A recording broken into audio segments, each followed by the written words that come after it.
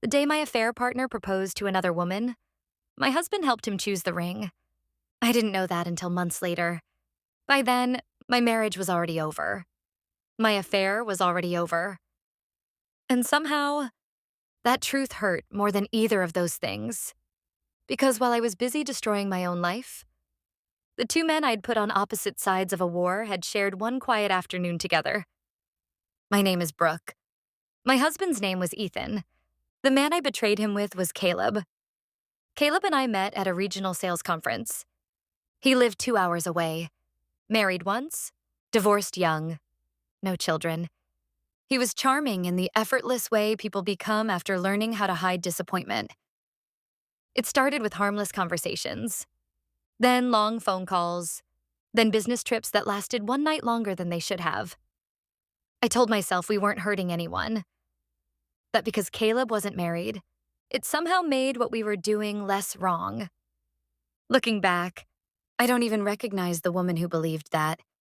Ethan trusted me completely. He never checked my phone, never questioned late meetings, never tracked my location. He thought trust was something you gave until someone proved they didn't deserve it. For almost a year, I proved him wrong. Eventually, Caleb ended the affair.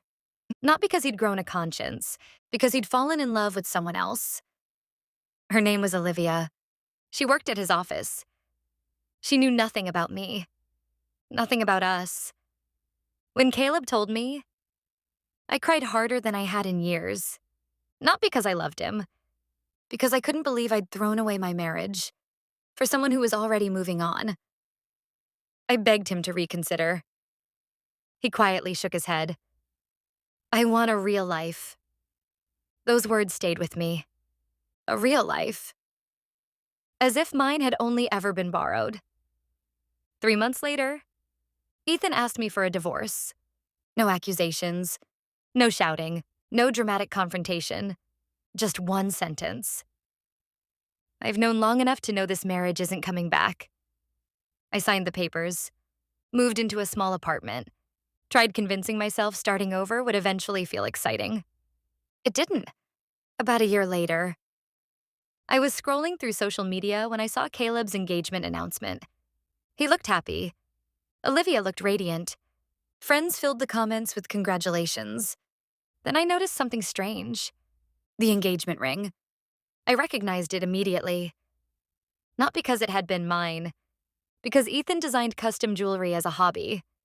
He'd made anniversary gifts for friends before. Tiny custom pieces. Nothing professional. Just something he loved.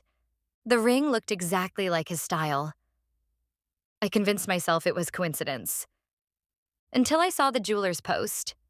Designed by Ethan Marshall. I couldn't breathe. Why, would my ex-husband design my affair partner's engagement ring? The question consumed me. A week later, I finally called Ethan. I need to ask you something. He already knew. The ring, I whispered. He sighed. Yeah, you made it. I did. Long silence. Why? Another silence. Then he quietly answered. Because he asked. I laughed. Not because it was funny, because it made absolutely no sense. He knew who you were. Yes. And you still. Yes. My voice cracked. I don't understand. Ethan took a long breath. A few months after our divorce, Caleb called me. He wanted to apologize. I almost hung up. But I didn't. Instead, they met for coffee. Two men connected by the same mistake. Caleb admitted everything. No excuses. No blaming me. No pretending he'd been in love. Just honesty. I helped ruin your marriage. Ethan simply nodded. I know. Then Caleb said something unexpected. I met someone. I want to do this the right way. He wanted advice. Not about love, about commitment.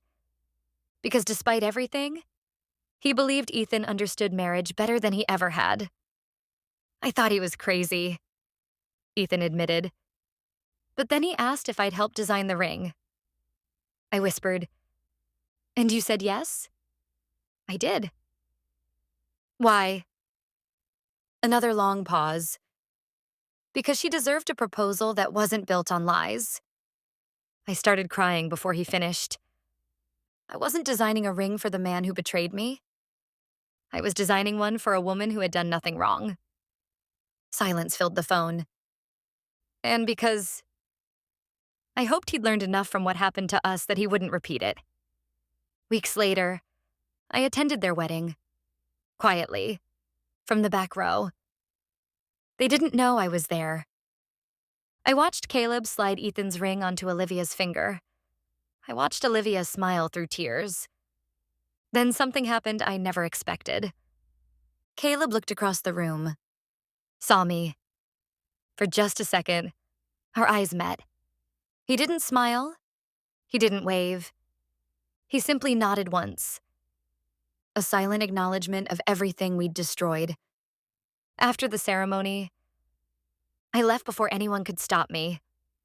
Months later, I learned Ethan had attended the reception.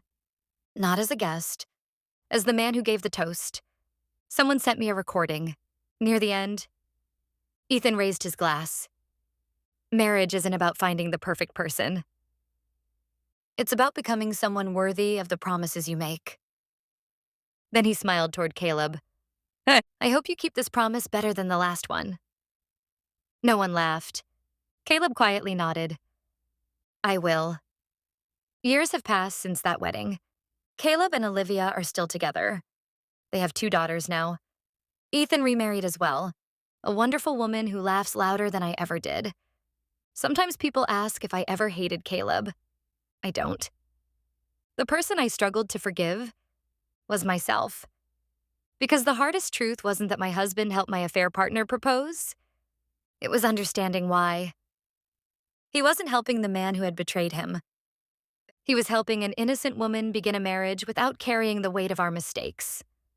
For years, I believed kindness meant weakness, that forgiveness meant forgetting. Ethan taught me something different. Real strength isn't refusing to help someone who hurt you.